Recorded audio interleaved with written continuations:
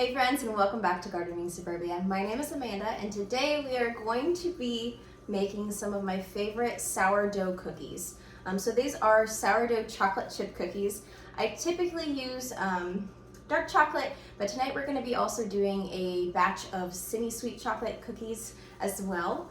But I recently started selling sourdough starter, and I wanted to give this recipe to those of you who have purchase sourdough starter from me, as well as those of you who already have sourdough starter at your house. This is a really awesome way to use that instead of just using it in your typical breads and whatnot. Along with the purchase of my sourdough starter, I do give out a pamphlet of how to rehydrate as well as this recipe.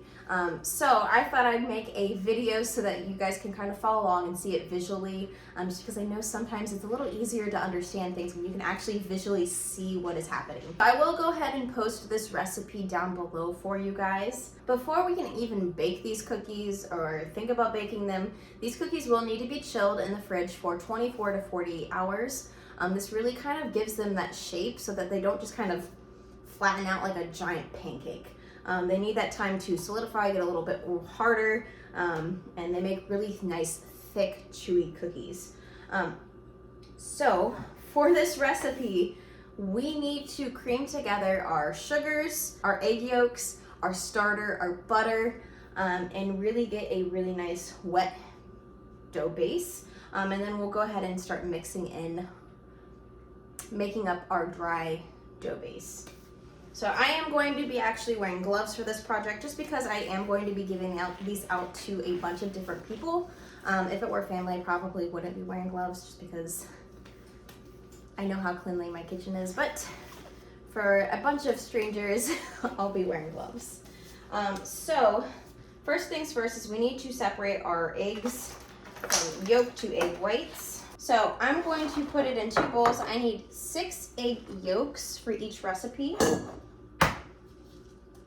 Each recipe, it calls for 6 egg yolks. So typically when I make all of these cookie batches, I will save the egg whites, I'll cook them up, and I'll just kind of give them to my boyfriend so that he'll eat them because I don't really want to waste them, but I don't necessarily have a good use for them. So when making this recipe, I would just keep that in mind that you're gonna either eat egg yolk or egg whites, or potentially just find another solution for using the egg whites, or you can just toss them. It's really up to you. We have 6 egg yolks per bowl for one for each recipe, and then we have all of our egg whites. I did get a little bit of egg yolk in there, but that's okay. So I am actually going to be cooking this up into just like some scrambled eggs.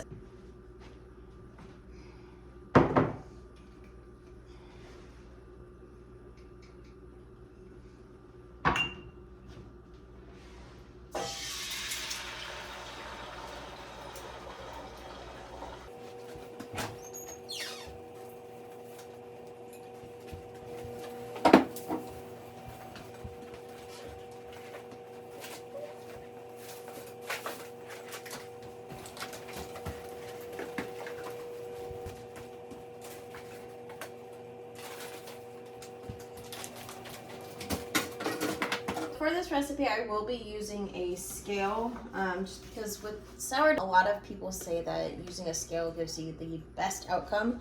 So this is a fairly cheap scale. I think I got it from Target for like 20 bucks. And I've had it for about 2 years now. So it's still going strong. So I will be using that for this recipe. I'm gonna put my bowl on there. I'm gonna tear it out so that it has 0 weight on it. And I'm going to be adding in our sugars. So for this recipe, we need 340 grams of light brown sugar. I do have a smaller bag of brown sugar, so I'm gonna be using that first. I'm gonna put my gloves back on.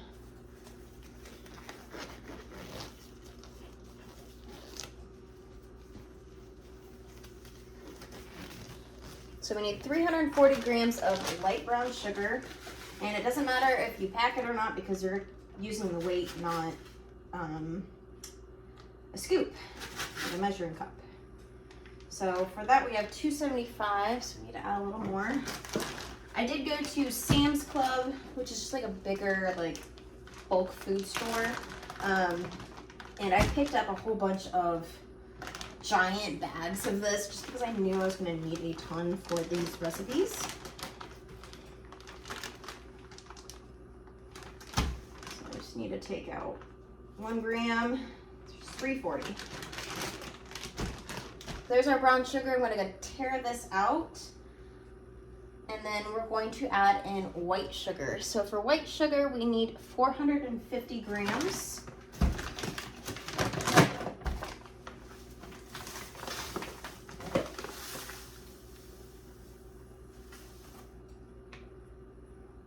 So we got 450 grams of sugar in our bowl. Went ahead and teared it out. And the next step is to add in our, we can add in our egg yolks. No weight required for that, just 6 egg yolks.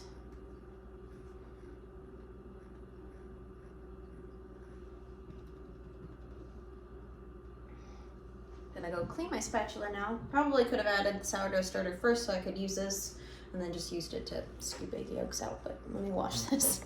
All right, so for the sourdough starter, we need 480 grams of sourdough starter. So I'm going to tear out our eggs and just start pouring. It's 184.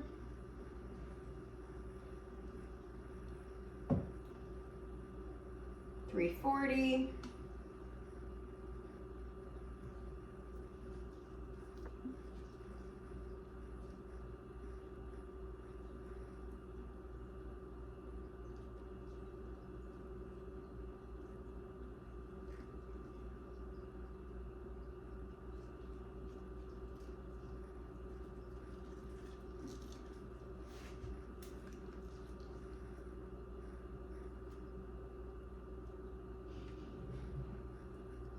$478. $483.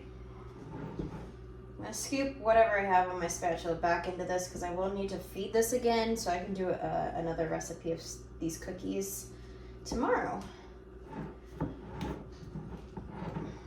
We actually have one more item to add to our wet ingredients, and that is actually our vanilla extract. So this is homemade vanilla extract made with Madagascar vanilla beans added into vodka. So this is a 80 proof vodka. I'm pretty sure you want at least 80 proof when making vanilla extract, and you want these to be infused for about 6 months or so to get the best results. This has been infused since May 22 of last year. So this vanilla is beautiful. So there's quite a few beans in there. I'm pretty sure the recipe calls for probably a tablespoon, I would assume. I get a little heavy-handed with the vanilla extract because I really like the flavor. So I do about 2 tablespoons. I don't really measure that. I just kind of do a little feeling out with my heart. So those are all of our wet ingredients. We're gonna go ahead and give this a good mix and make sure that it is creamed together and everything is well incorporated. If you had a stand mixer, this would be a perfect time to be using it. I, however, do not have one, so I'm gonna be doing this by hand. Get a good arm workout while making these delicious cookies. I already went ahead and browned some butter. So this is 4 sticks of unsalted butter. I just browned on my stovetop. The butter goes through like 2 different phases while it is browning. You really want to make sure that you are watching it and making sure that it does not burn, because once it starts to go brown, it burns fairly quickly. So in my jar, these have been cooling on my counter for about a couple hours now, and I'm going to be leaving all of this brown bit out of my recipe because this will give a weird burnt flavor. I will scoop to just a little bit above this dark brown bit and take all of this yummy goodness. Browning your butter really gives a nuttier flavor without actually having any of the nuts. So this is 4 sticks of unsalted butter. I'm gonna be doing 2 recipes tonight, just because I need 2 recipes worth of cookies. I felt like I was forgetting something, and I was. So the other ingredient we need to add is a brown butter. So I'm gonna grab a spoon. Oh yeah, it's still kind of liquidy. So I'm gonna add this in here, making sure not to get a ton of those dark brown bits at the bottom, just because I don't want any of the burnt flavor. I just want that nice nutty butter flavor, which this stuff, it smells phenomenal.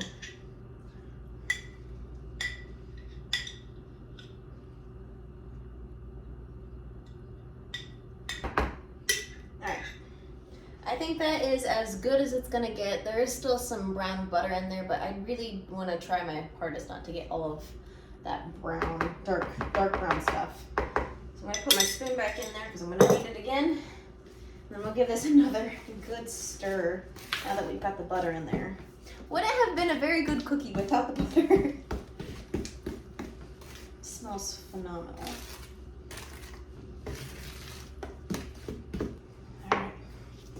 Now we've got a beautiful wet batter for our cookies. I'm gonna get my other wet batter set up, and then we can start on those dry ingredients. All right, so we have both recipes all nice and creamed. The next step is actually to sift together our flour, our baking soda, baking powder, salt, and that is it. So I have another bowl, clean bowl, with my little sifter. I don't know what this is called. This is what I use to break up big clumps and make sure that our bread flour, because we use bread flour for this recipe, gets a nice thick chewy cookie rather than a flatter cookie with just all-purpose. So we use bread flour, and I just kind of use this to sift together all of our ingredients so that everything is nice and broken up. For this cookie recipe, we need 764 grams of bread flour. I am using King Arthur's unbleached bread flour. I'm sure any other variety of bread flour would work just as well.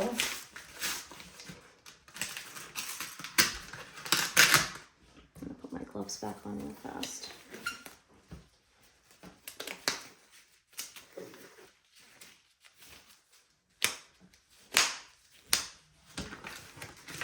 So we teared out the weight of the bowl.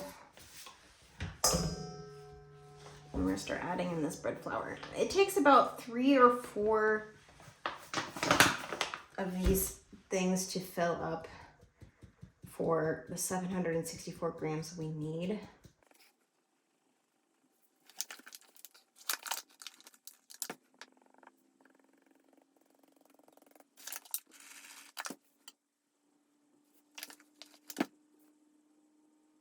And then we need a teaspoon of baking soda,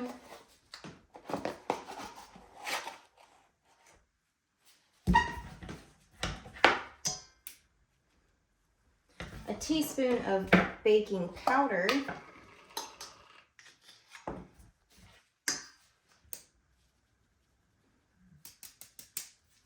and a teaspoon of salt.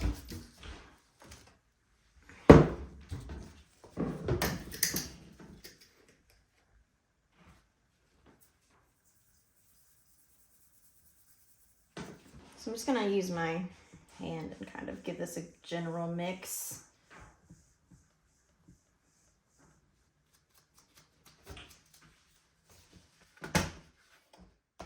Then the next step is to slowly incorporate this dry mixture into our wet mixture, and just kind of fold it in so that we're kind of building structure in these cookies.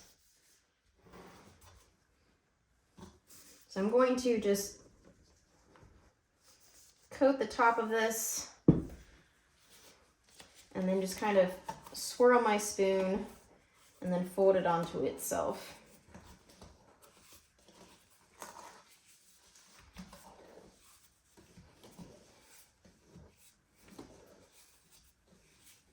And then once it's generally incorporated like this, we'll go ahead and add in more of our dry mixture.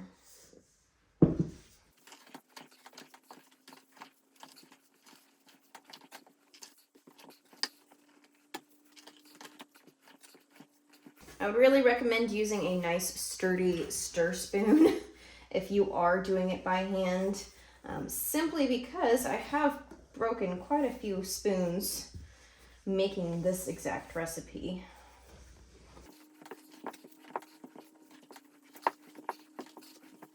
All right, we'll add in the last bit of our flour. You can also just get your hands in there and mix it by hand. That is a really simple way of incorporating this dough. I just didn't think about it when doing this video, but it's definitely something I've utilized since then, especially since I'm wearing gloves and whatnot. All right, here's our incorporated cookie dough. We will add the chips in right after I do this batch. Okay, so we have both of our cookie recipes nice and combined. The next step is to add in our chocolate chips. So typically when I make my cookies, I use a 62% or 60% cacao chocolate ratio. So a dark chocolate. These are my favorite. This is the private selection from Kroger. So you need 2 bags that are 10 ounces each of chocolate chips per recipe. So this one I think is actually a 24-ounce bag. So this one will just have a couple more ounces of chocolate in it. I'm not going to worry too much about shaving off the extra 4 ounces. This one will just have extra chocolate chips. My boyfriend really wanted me to try the semi-sweet chocolate chips for a cookie recipe because he does not like dark chocolate and not everyone will. So I decided I'm going to go ahead and experiment with the semi-sweet and see how that turns out. But typically I would just do dark chocolate, but we'll see how this turns out.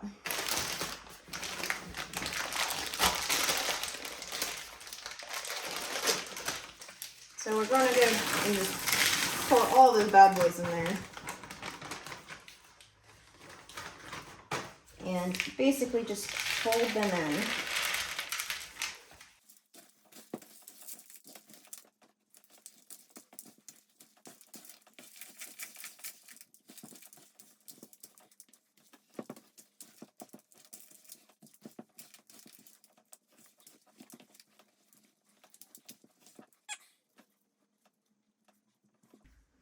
There is our semi-sweet chocolate chip cookie dough. A little extra here and there. And 2 bags of the dark chocolate for this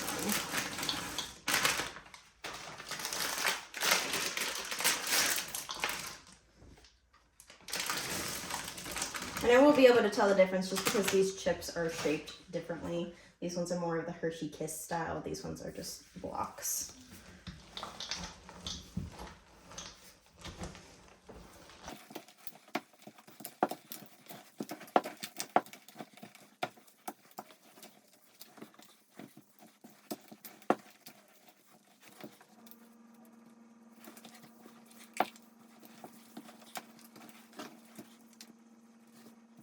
All right, so my next step is actually to get these guys scooped out and into dough balls. So I really do like using a cookie scoop because this makes the job so much simpler. I have 3 of these Nordic Ware cookie baking sheets. This is my smallest size. I really wish I would have just purchased the really big ones just because they make life so much easier when it comes to baking this many cookies at a time. So I'm going to go ahead and line all of these sheets with parchment paper, and then I'll just start scooping.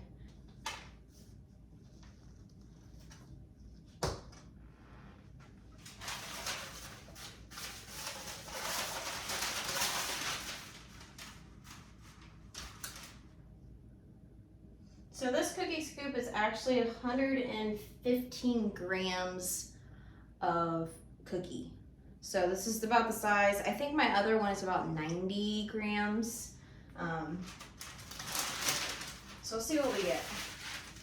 So when I am prepping these to go into the fridge, I like to put them on the baking sheet lined with parchment paper, and then I will scoop them out really tightly next to the other dough balls. That way I'm saving space in my fridge, but I'll just put one right next to the other.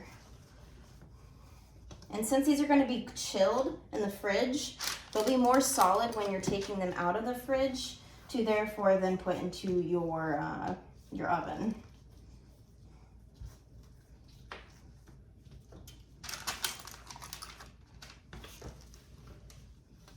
So I'm trying to be nice flat scoops so that I can get the most cookie out of these, most even distribution of cookie.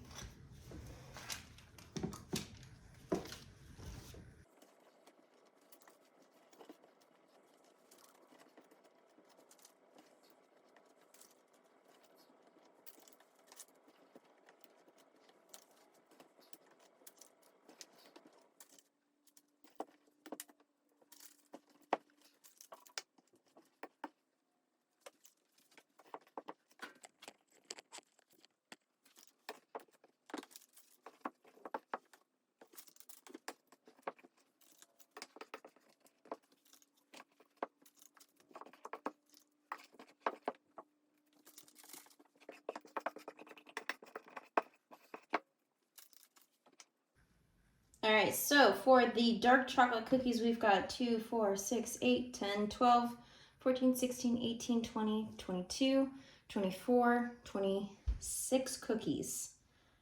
So we have all of our cookies scooped out. I'm gonna go ahead and wrap these in saran wrap, cling wrap, whatever you would call it. And then I'm going to write down the number of cookies that are on these trays and put them in my fridge. So these guys will rest in the fridge from anywhere from 24 to 48 hours. And then you'll go ahead and bake them at 350 degrees Fahrenheit for 20 minutes. I like to place them kind of far apart because they are rather large cookies. I'll bake them for 10 minutes. I'll take them out and flip the tray around so the cookies that were in the back go to the front. That way I just get an even bake, but that's only because of my oven.